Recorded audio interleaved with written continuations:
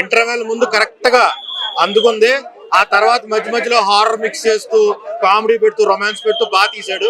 కాకపోతే ఆ dupe shots అనేవి కొంచెం ఇన్కన్వీనియంట్ గా ఉన్నాయి. డూప్ షాట్స్ లేకుండా ఉంటే కనుక సినిమా క్లీన్ హిట్ అన్న.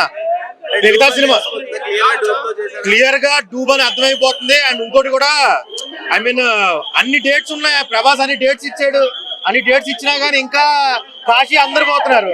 కాశీ షాట్ లో కూడా సంథింగ్ కొంచెం డిస్సాటిస్ఫాక్షన్ యాజ్ ఫ్యాన్ గా చెప్తున్నా. మిగతాదంతా మాత్రం సినిమా పీక్ లెవెల్లో ఉంది.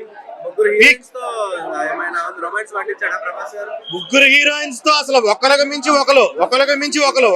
ఒకరు అలా వెళ్తూనే ఉంటుంది. మనకి ఎక్కడా కూడా మనకి లాగ్ అనేది ఉండదు, అలా వెళ్ళిపోతా ఉంటుంది.